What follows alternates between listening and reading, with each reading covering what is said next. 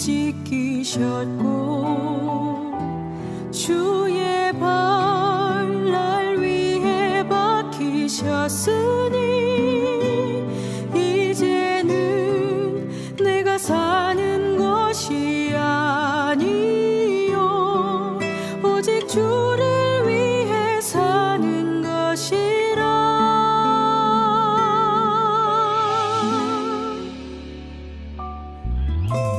주의 손에 나의 손을 포개고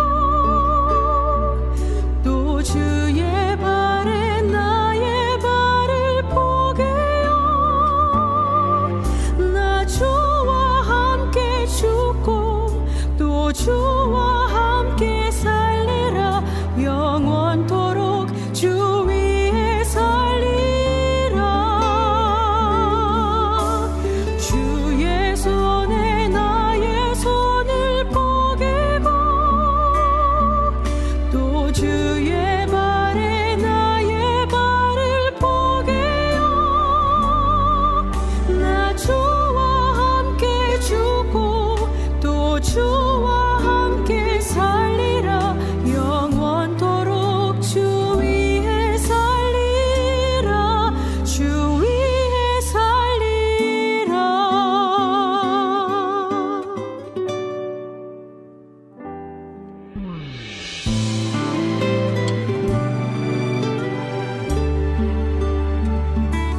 주의 손 날 위해 지키셨고 주의 발 날 위해 박히셨으니 이제는 내가 사는 것이 아니요 오직 주를 위해 사는 것이라.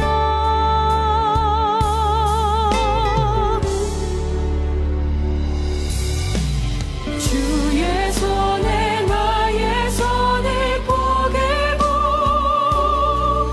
또 주의 발에 나의 발을 포개요. 나 주와 함께 죽고 또 주와 함께 살리라. 영원토록 주 위에 살리라. 주의 손에 나의 손을 포개고 또 주의 발에 나의 발을 포개요. 나 주와 함께 죽고 또 주와 함께 살리라. 영원토록 주 위에 살리라. 주의 손에 나의 손을 포개고 또 주의 발에 나의 발을 포개요. 나 주와 함께 죽고 또 주와 함께 살리라. 영원토록 주 위에 살리라. 주 위에 살리라.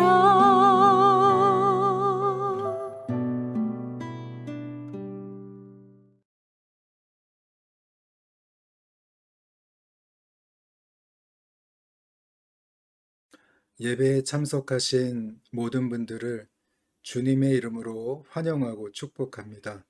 이번 주일은 종려 주일입니다. 이번 주 하나님의 말씀은 빌립보서 3장 1절부터 12절까지의 말씀으로 주 안에서 기뻐하라 라는 제목으로 함께 은혜를 나누고자 합니다. 성경은 주님의 재림이 가까워질수록 우리가 살아가는 이 세상이 점점 더 거칠어지고 서로를 향한 마음은 더욱 차갑게 식어질 것이라고 증거하고 있습니다. 오늘도 과학은 눈부시게 발전하며 쉼 없이 앞으로 나아가고 있습니다. 특히 최근 AI의 놀라운 발전은 우리가 알던 삶의 방식과 생각의 틀마저 바꾸어 놓고 있습니다. 그렇다면 오늘 우리의 내일은 과연 어디를 향해 흘러가고 있는 것입니까? 우리는 앞으로 어떤 모습으로 살아가야 하겠습니까? 오늘도 우리는 스마트폰을 손에 쥐고 작은 화면을 만지작거리며 순간순간 스스로에게 질문을 던져보지만 우리 마음 한켠을 밝혀줄 분명한 답은 좀처럼 드러나지 않습니다. 하루하루 분주한 일상에 떠밀려 자신의 미래를 잠시 바라볼 여유조차 잃어버린 채 우리는 매일 무언가를 향해 달려가고 있습니다. 그러나 정작 손에 쥐어지는 것은 아무것도 없습니다. 마치 빈 들판에 홀로 서 있는 것처럼 느껴질 때가 많습니다. 점점 더 짙어지는 어둠이 조용하게 그러나 분명하게 우리의 삶 앞에 드리워지고 있습니다. 사랑하는 성도 여러분, 오늘 우리가 함께 나눌 말씀 빌립보서 3장 1절에서 12절 말씀은 이 불안한 시대를 살아가는 우리들을 향해 조용하게 묻고 있습니다. 너는 지금 어디로 가고 있느냐? 너는 지금 무엇을 의지하여 그 자리에 서 있느냐? 이 질문은 단순한 물음이 아니라 우리 인생의 방향과 결말을 결정짓는 매우 본질적인 질문입니다. 우리 인생은 결코 빈손으로 살아가지 않습니다. 누구나 무언가를 붙잡고 그것을 의지하며 살아갑니다. 어떤 이는 자신의 경력과 성취를 붙잡고 살아가고 어떤 이는 사람들의 인정과 칭찬 속에서 자신의 가치를 붙들려 합니다. 또 어떤 이는 돈과 안정된 미래를 붙들며 그 안에서 평안을 얻고자 합니다. 그러나 우리가 인생을 조금만 더 깊이 들여다보면 한 가지 분명한 사실을 깨닫게 됩니다. 우리가 그렇게 소중히 여기며 붙들고 있던 것들, 영원할 것 같았던 그 모든 것들이 결코 우리를 끝까지 지켜주지 못한다는 사실입니다. 오히려 그것들이 무너지는 순간 우리 삶 전체가 뿌리째 흔들리고 우리를 넘어지게 만드는 이유가 되기도 합니다. 그렇다면 성도 여러분, 저와 여러분은 오늘 무엇을 붙잡고 살아가야 하겠습니까? 무엇이 우리를 끝까지 지켜줄 수 있겠습니까? 어디에 진정한 만족이 있으며 우리는 어디에서 흔들리지 않는 기쁨과 행복을 찾을 수 있는 것입니까? 오늘 우리의 빈손에 반드시 붙들려 있어야 할 것은 무엇입니까? 오늘 본문을 기록한 사도 바울 역시 바로 이 질문 앞에 섰던 사람이었습니다. 그는 누구보다도 많은 자격을 가지고 있었고 자랑할 것도 많은 사람이었습니다. 그러나 그 모든 것을 붙잡고 살아가던 어느 날 그는 결정적인 영적 진리 앞에 서게 됩니다. 그리고 그 진리는 그의 삶의 방향을 완전히 바꾸어 놓았습니다. 사랑하는 성도 여러분, 이번 종려 주일을 맞이하여 바울이 마주했던 또 바울이 발견했던 그 영적 진리를 오늘 우리도 기쁨으로 붙들게 되기를 주님의 이름으로 축원합니다.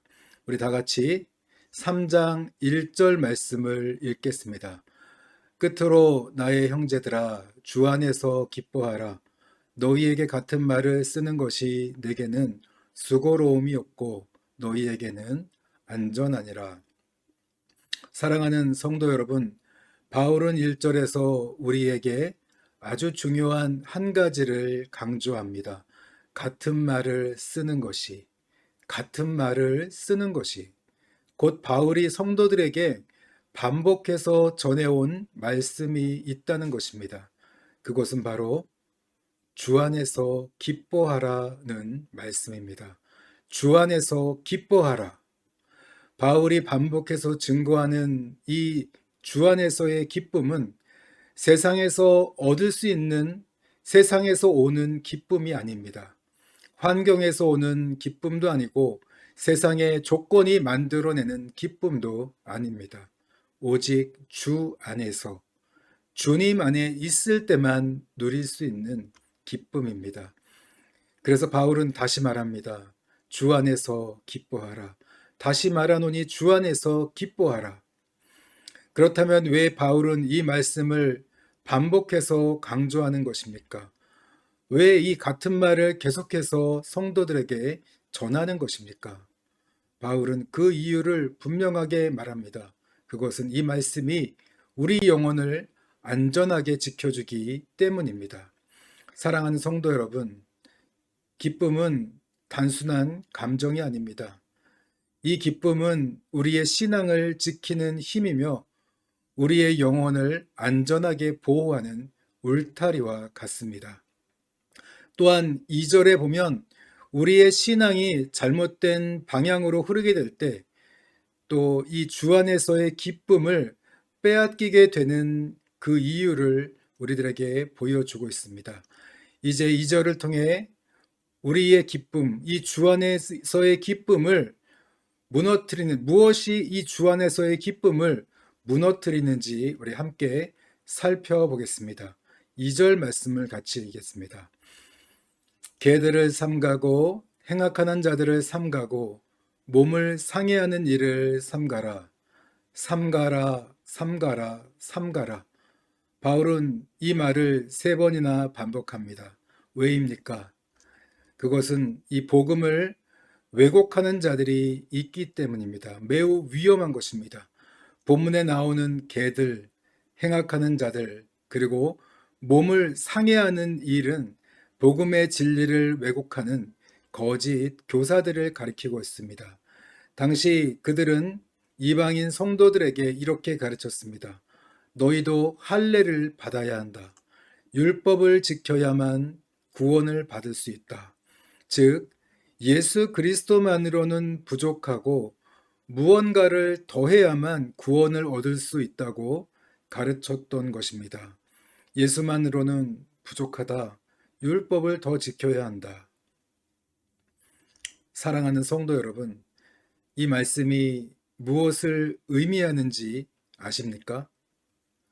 이런 거짓 가르침이 예수님 외에 다른 것들을 더 붙잡게 만드는 것입니다. 이것은 오늘날도 마찬가지입니다. 이것이 있어야 행복하다. 이 자리에 올라가야 기쁠 수 있다. 이 정도는 되어야 만족할 수 있다. 세상은 믿음만 가지고는 절대 안 되는 거야. 성도 여러분, 이 모든 소리는 우리로 하여금 예수 그리스도가 아닌 다른 것들을 붙잡게 만듭니다. 결국 이렇게 말하는 것과 같습니다. 우리는 예수님만으로 충분하지 않습니다. 그렇기 때문에 바울은 오늘 강하게 말하는 것입니다. 삼가라, 삼가라, 삼가라. 이 삼가라는 말씀은 단순히 한번 조심하라는 뜻이 아닙니다. 지속적으로 깨어서 반복적으로 경계하라는 말씀인 것입니다. 사랑하는 성도 여러분, 우리의 기쁨이 사라지는 이유는 환경 때문이 아닙니다. 오늘 우리가 붙잡고 있는 것이 바뀌기 때문에 그런 것입니다. 그리스도를 붙잡을 때는 기쁨이 있지만 그리스도가 아닌 다른 것을 붙잡는 순간 그 기쁨은 사라지기 시작합니다. 그렇다면 오늘 우리는 스스로에게 질문해야 합니다. 주님으로부터 오는 참된 기쁨을 누리는 영적 진리는 무엇입니까? 우리는 주 안에서의 기쁨을 어떻게 누릴 수 있습니까? 다 같이 3절 말씀을 같이 읽겠습니다. 하나님의 성령으로 봉사하며 그리스도 예수로 자랑하고 육체를 신뢰하지 아니하는 우리가 곧 할례파라. 사랑하는 성도 여러분, 참된 하나님의 백성은 겉으로 드러나는 어떤 표식이나 조건으로 결정되는 것이 아닙니다. 그 사람 안에 있는 성령의 내적, 이 외적 증거로 드러나는 것입니다. 그러므로 참된 하나님의 백성은 성령으로 성령님과 함께 하나님을 섬기고 또 성령님과 함께 그리스도 예수만을 자랑하며 또 성령님을 자랑하며 그리스도를 자랑하며 자기 육체를 신뢰하지 않는 사람입니다. 신앙은 겉모습이 아닙니다. 내가 무엇을 했느냐의 문제가 아닙니다. 내 안에 그리스도가 계신가? 여러분, 이것이 전부입니다. 사랑하는 성도 여러분, 우리는 끊임없이 무언가를 자랑하며 살아갑니다. 자신의 능력, 자신의 성취, 자신이 이루어낸 결과들. 그러나 바울은 말합니다. 나는 그리스도 예수만 자랑하리라. 결국은 우리가 붙잡고 자랑하는 그것이 우리의 기쁨이 되고 우리의 정체성이 되는 것입니다. 이제 바울은 4절부터 7절까지 자신의 이야기를 하기 시작합니다. 예수 그리스도를 알기 전 그가 붙잡고 있었던 것들, 그가 기쁨의 이유로 삼았던 것들을 하나씩 열거합니다. 그는 결코 부족한 사람이 아니었습니다. 오히려 누구보다도 자랑할 것이 많은 사람이었습니다. 히브리인 중에 히브리인이었고 율법으로는 바리새인이었으며 열심으로는 교회를 핍박할 정도로 철저한 사람이었습니다. 의로 말하자면 당시 기준으로 흠잡을 데가 없는 완벽에 가까운 신앙인의 모습을 가지고 있었습니다.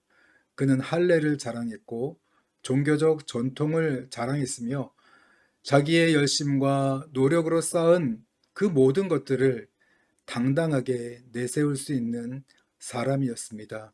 그런데 놀랍게도 그 모든 것을 갖추었던 바울이 이제 전혀 다른 고백을 하기 시작합니다. 이전과는 완전히 다른 시선으로 자신의 인생을 바라보기 시작한 것입니다.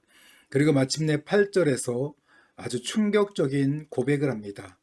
우리 함께 8절을 읽겠습니다. 또한 모든 것을 해로 여김은 내 주 그리스도 예수를 아는 지식이 가장 고상하기 때문이라. 내가 그를 위하여 모든 것을 잃어버리고 배설물로 여김은 그리스도를 얻고. 사랑하는 성도 여러분, 바울은 8절에서 매우 놀라운 고백을 합니다. 자신이 그렇게 붙잡고 살았던 것들, 자신의 기쁨이었고 존재의 이유가 되었던 그 모든 것들을 이제는 해로 여긴다고 말합니다. 왜 그런 것입니까? 그것은 내 주 그리스도 예수를 아는 지식이 가장 고상한 것임을 알았기 때문입니다. 여기서 고상하다는 말은 단순히 좋다는 의미가 아니라 모든 것 위에 뛰어나고 비교할 수 없을 만큼 탁월하다는 뜻입니다. 내가 붙잡고 있던 그 어떤 것도 그리스도를 아는 것과 비교할 수가 없습니다. 비교가 되지 않습니다. 그런데 여기서 안다라고 말하는 것은 단지 지식으로 아는 것이 아닙니다. 그것은 인격적으로 그리스도를 만나고 그분과 살아가며 경험적으로 알아가는 관계를 의미하고 있습니다. 그래서 바울은 이렇게까지 고백합니다. 그리스도를 얻을 수 있다면 내가 자랑하던 이 모든 것을 잃어버려도 괜찮다. 아니, 그 정도가 아닙니다. 나는 그 모든 것을 배설물로 여긴다. 사랑하는 성도 여러분, 오늘 바울의 이 고백을 들어볼 때 이것은 단순한 포기가 아닙니다. 비교가 끝난 사람의 고백입니다. 더 좋은 것을, 훨씬 더 좋은 것을 붙잡았기 때문에 이전의 것들이 이제는 더 이상 가치 없어 보인다는 고백입니다. 성도 여러분, 어쩌면 오늘 우리의 문제는 버리지 못하는 것이 아니라 더 좋은 것, 훨씬 더 좋은 것을 아직 제대로 만나지 못한 것입니다. 그리스도를 참으로 알게 된다면 우리는 자연스럽게 이 모든 것을 내려놓고 버리게 되는 것입니다. 계속해서 9절입니다. 함께 읽겠습니다. 그 안에서 발견되려 함이니 내가 가진 의는 율법에서 난 것이 아니요 오직 그리스도를 믿음으로 말미암은 것이니 곧 믿음으로 하나님께로부터 난 의라. 그 안에서 발견되려 함이니 여러분 이 말씀은 이런 의미입니다. 사람들이 나를 볼 때 내가 드러나는 것이 아니라 그리스도 안에 있는 사람으로 내가 보이기를 원한다는 뜻입니다. 더 쉽게 말한다면 내가 나타나는 인생이 아니라 내 안에 계신 예수 그리스도가 드러나는 인생을 살고 싶다는 고백인 것입니다. 더 나아가 하나님 앞에 설 때에도 내가 이룬 것, 내가 쌓은 것, 내가 자랑할 것이 아니라 오직 예수 그리스도 안에 있는 자로 인정받기를 원한다는 뜻입니다. 이것이 바울의 고백입니다. 사랑하는 성도 여러분, 바울은 예수 그리스도를 얻고 그분과 함께하는 삶을 살기 위해 이전의 모든 육체적인 자랑을 버렸습니다. 아니 이것은 버린 것이 아니라 더 귀한 것을 발견하고 더 귀한 것을 얻은 것입니다. 계속해서 10절과 12절 말씀을 같이 읽겠습니다. 내가 그리스도와 그 부활의 권능과 그 고난의 참여함을 알고자 하여 그의 죽으심을 본받아 어떻게 해서든지 죽은 자 가운데서 부활에 이르려 하노니. 사랑하는 성도 여러분, 바울은 10절과 11절에서 한 걸음 더 나아갑니다. 그는 단순히 그리스도를 아는 것을 넘어서 그리스도를 더 깊이, 더 실제적으로 체험적으로 알기를 원했습니다. 먼저는 그분의 이 부활의 권능을 알고자 한다고 말합니다. 이것은 단지 죽은 후에 그 부활의 능력만을 의미하는 것이 아닙니다. 지금 이 땅에서 우리의 삶 속에서 죄를 이기고 절망을 이기며 새 생명으로 살아가게 하는 능력, 곧 예수 그리스도의 부활의 능력이 자신의 삶 속에 실제로 나타나기를 갈망한 것입니다. 그런데 바울은 또 여기서 멈추지 않습니다. 그는 그 고난의 참여함을 통해 이 부활의 능력을 더 깊이 알기 원한다고 고백합니다. 사랑하는 성도 여러분, 부활의 영광은 고난을 통과할 때 비로소 더 분명하게 드러납니다. 그리스도의 길은 고난을 피하는 길이 아니라 그 고난 속에서 주님을 더 깊이 만나고 더 깊이 알게 되는 것입니다. 그리고 이어서 바울의 이 마지막 고백이 이어집니다. 12절입니다.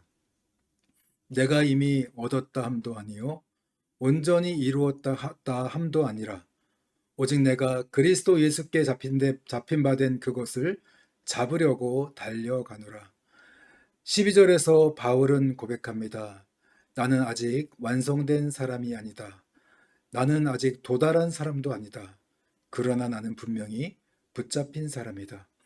그리스도 예수께 붙잡힌 사람이기 때문에 이제는 그분을 붙잡기 위해 끝까지 달려간다는 것입니다. 사랑하는 성도 여러분, 오늘 우리는 이 종려주일을 맞이하여서 주 안에서 기뻐하라는 바울의 고백을 따라서 여기까지 왔습니다. 바울은 오늘 우리에게 주 안에서 기뻐하는 삶은 단순한 감정이 아니라 분명한 대상과 분명한 방향을 가진 삶이라는 것을 가르쳐 주고 있습니다. 이 기쁨은 세상에서 오는 것이 아닙니다. 오직 예수 그리스도 안에서만 흘러나오는 기쁨입니다. 바울은 깨달았습니다. 그리스도를 아는 것이 우리 인생의 가장 고상하고 가장 탁월한 기쁨이라는 사실을. 그래서 그는 그리스도를 알기 위해 부활의 권능뿐만 아니라 그분의 고난에도 참여하기를 원했습니다. 마침내 그는 그리스도와 함께 죽고 그리스도와 함께 부활하기를 소망했습니다. 사랑하는 성도 여러분, 이것이 바로 주 안에서 기뻐하는 삶의 본질인 것입니다. 그리스도를 알아가는 것, 바로 그것이 주 안에서 누리는 기쁨의 근원입니다. 오늘 바울은 자신의 모든 자랑을 내려놓고 오직 한 분, 예수 그리스도만을 붙잡았습니다. 사랑하는 성도 여러분, 오늘 우리는 스스로에게 물어야 합니다. 나는 지금 무엇을 기쁨의 근거로 삼고 있습니까? 혹시 예수님이 아니라 예수님으로는 부족합니다. 다른 어떤 것을 붙잡고 그 안에서 기쁨을 찾고 있지는 않습니까? 혹시 예수님 외에 다른 것들에 마음을 빼앗긴 채 그것들을 더 귀하게 여기며 붙잡고 있지는 않습니까? 오늘 우리가 주 안에서 기쁨을 누리지 못하는 이유는 무엇입니까? 여러분, 그것은 그리스도를 모르기 때문입니다. 특별히 내 안에 오신 그리스도 예수를 경험적으로 알지 못하고 그분을 믿음으로 붙들지 못하기 때문입니다. 우리가 예수를 믿는다고 하면서도 내 안에 계신, 내 안에 살아계신 예수님을 깨닫지 못하고 그분을 알아가는 것이, 그분을 체험하고 경험적으로 알아가는 것이 가장 고상한 일이라는 이 영적 진리를 놓치고 살아간다면 여러분, 그것은 가장 안타까운 일이 될 것입니다. 사랑하는 성도 여러분, 우리가 언제까지 세상에 압도된 채 세상에 이끌리는 삶을 살아가야 하겠습니까? 이것이 있어야 행복하다. 저것을 가져야 기뻐할 수 있다. 언제까지 이런 소리에 끌려 다녀야 하겠습니까? 언제까지 이런 배선물과 같은 것들을 붙잡고 그것을 마치 가장 고상한 것처럼 여기며 살아갈 것입니까? 여러분, 이제 결단해야 합니다. 오늘 예수 그리스도를 아는 것이 가장 고상한 것으로 붙잡는 결단이 필요합니다. 다시 한번 내 안에 살아계신 예수 그리스도를 붙잡아야 합니다. 오늘 우리가 다 같이 이렇게 고백하기를 원합니다. 이제 나는 예수 그리스도를 알아감으로 기뻐하겠습니다. 나는 날마다 그리스도를 더 깊이 알아가겠습니다. 나는 예수 그리스도 한 분으로 충분합니다. 나는 그리스도 한 분으로 만족하겠습니다. 사랑하는 성도 여러분, 매일매일 그리스도를 알아감으로 주 안에서의 기쁨을 회복하시기를 주님의 이름으로 축원합니다. 오늘 말씀을 생각하시면서 기도하시고 우리 예배를 마치겠습니다. 기도하시겠습니다.